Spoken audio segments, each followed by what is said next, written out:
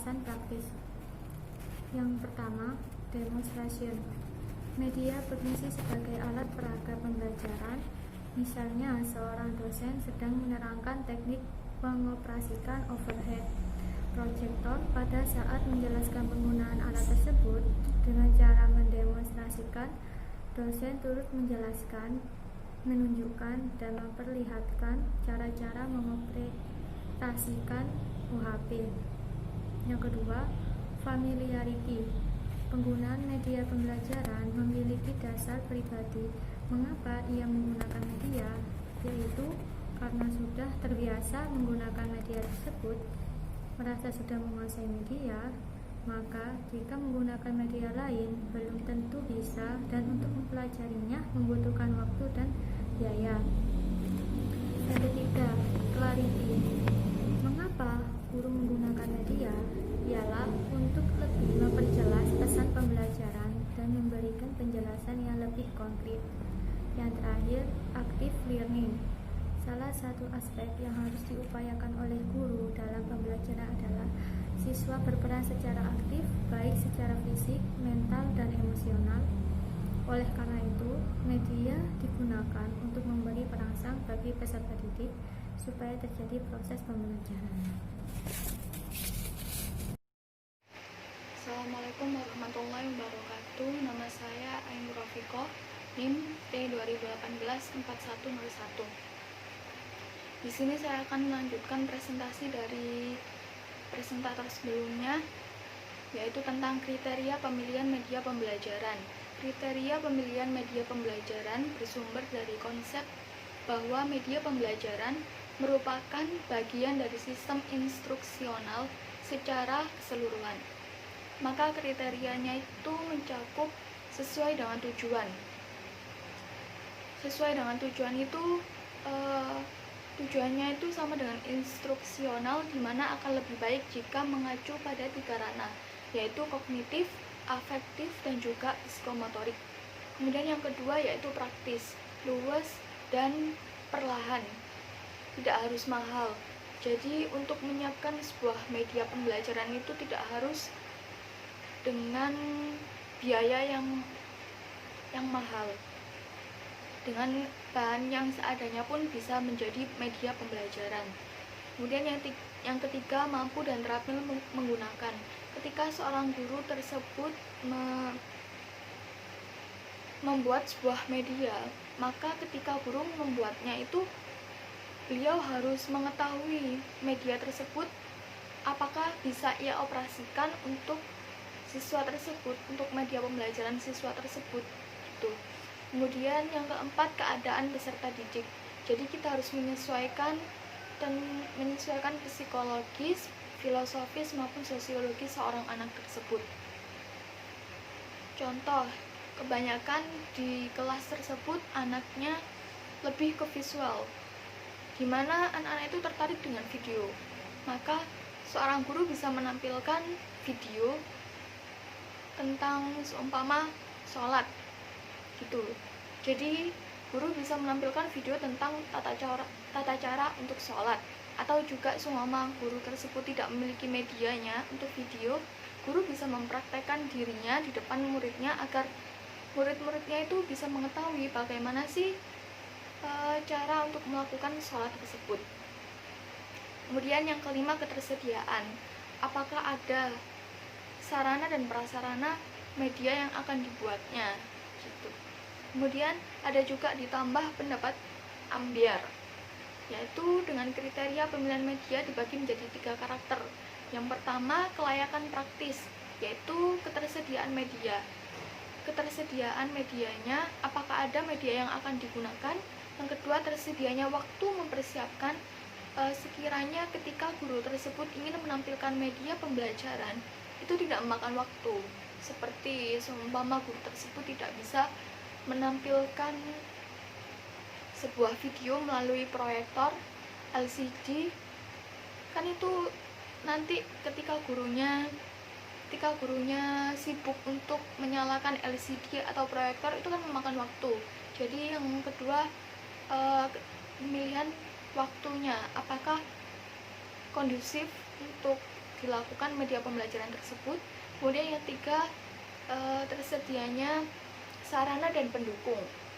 Jika guru tersebut ingin membuat video, apakah ada LCD-nya, apakah ada monitornya, seperti itu. Kemudian yang kedua, kelayakan teknis. Kelayakan teknis ini seperti kelayakan visual atau audio. Ketika guru tersebut ingin menampilkan sebuah video atau tampilan-tampilan yang sekiranya bisa memahami seorang anak, guru itu harus memilih terlebih dahulu apakah media tersebut layak untuk ditonton untuk anak-anak, seperti itu.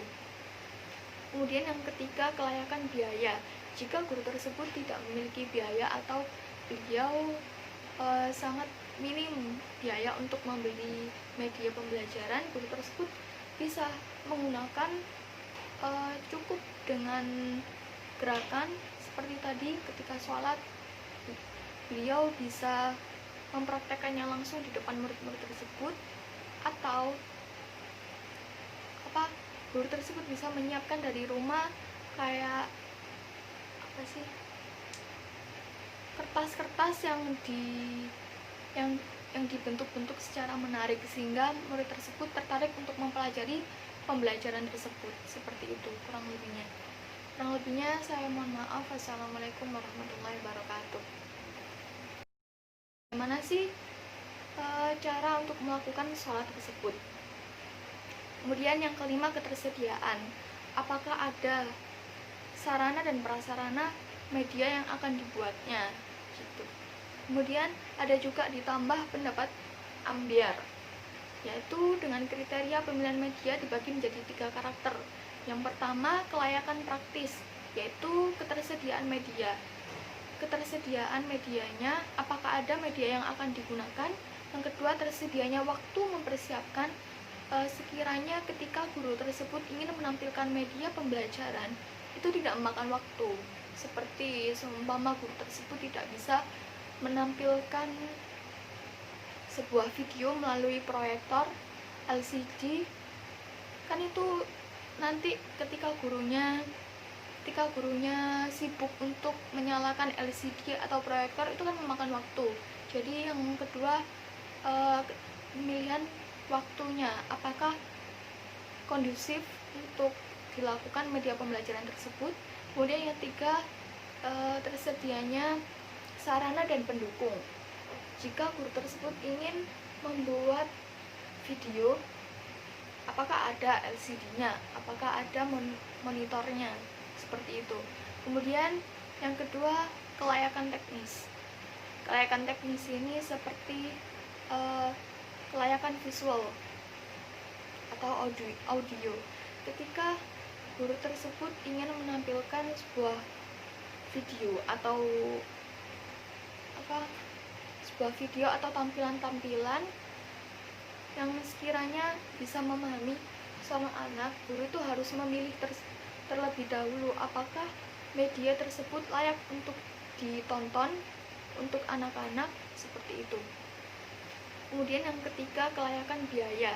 Jika guru tersebut tidak memiliki biaya atau beliau sangat minim biaya untuk membeli media pembelajaran, guru tersebut bisa menggunakan cukup dengan gerakan seperti tadi. Ketika sholat, beliau bisa mempraktekannya langsung di depan murid-murid tersebut, atau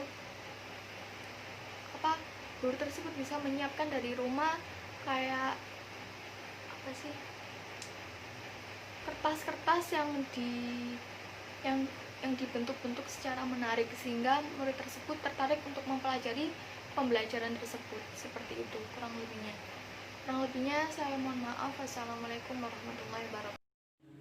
Assalamualaikum warahmatullahi wabarakatuh. Nama saya Ulfa Maulia, NIM T20194064. Di sini saya akan menjelaskan tentang faktor yang mempengaruhi pemilihan media. Yang pertama, tujuan pembelajaran yang ingin dicapai.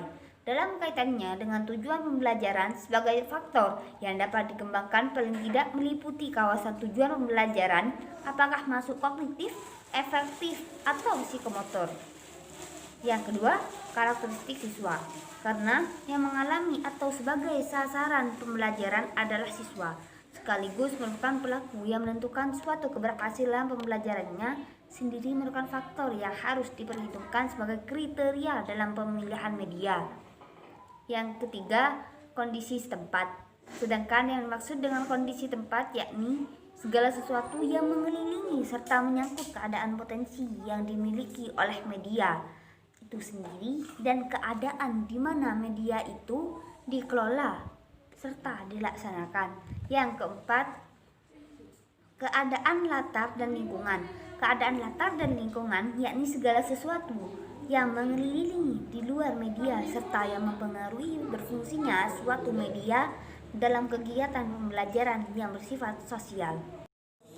Nomor 5, yakni luasnya jangkauan yang ingin dilayani. Ada beberapa media yang melayani, contohnya televisi dan radio, sehingga bisa digunakan untuk kelas, kelompok, akan tetapi tidak bisa secara sendiri.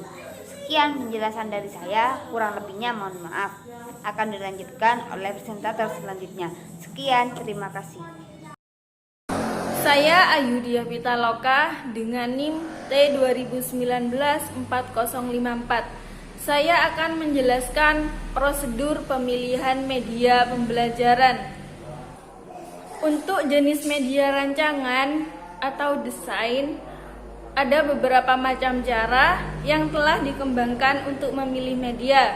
Dalam proses pemilihan ini, prosedur pemilihan media dapat menggunakan pendekatan diagram alur. Dalam proses tersebut, ia mengemukakan beberapa langkah dalam pemilihan dan penentuan jenis maupun penentuan media, yaitu yang pertama, menentukan apakah pesan yang akan guru sampaikan itu termasuk pesan pembelajaran atau sekedar informasi umum atau hiburan. Jika hanya sekedar informasi umum, maka akan diabaikan karena prosedur yang dikembangkan khusus untuk pemilihan media yang sifatnya keperluan pembelajaran. Yang kedua, menentukan apakah media itu dirancang untuk keperluan pembelajaran atau hanya sekedar alat bantu mengajar bagi guru atau yang disebut dengan alat peraga. Jika sekedar alat peraga, maka proses juga dihentikan atau diabaikan. Yang ketiga, menentukan apakah tujuan pembelajaran lebih bersifat kognitif, afektif, atau psikomotor. Yang keempat, menentukan jenis media yang sesuai untuk jenis tujuan yang akan dicapai dengan mempertimbangkan kriteria lain seperti kebijakan, fasilitas yang tersedia, kemampuan produksi, dan juga biaya. Sedangkan menurut Ashar, tahun 2012 dalam memilih media yaitu yang pertama, analisis kebutuhan. Analisis kebutuhan itu didasarkan pada faktor yang menjadi dasar pemilihan media, yaitu meliputi karakteristik peserta didik, potensi yang diharapkan, dan karakteristik materi ajar. Yang kedua, menelaah tujuan pembelajaran. Tujuan yang ingin dicapai adalah siswa itu bisa membiasakan diri. Media yang paling cocok digunakan adalah audiovisual atau real project. Media berbasis manusia dengan cara guru memberikan contoh secara langsung. Mengkaji karakteristik bahan ajar, yaitu menentukan pemilihan media dalam pembelajaran, tugas dan pengalaman belajar, sangat menentukan jenis aktivitas siswa di sekolah dan juga di luar sekolah. Sekian dari saya.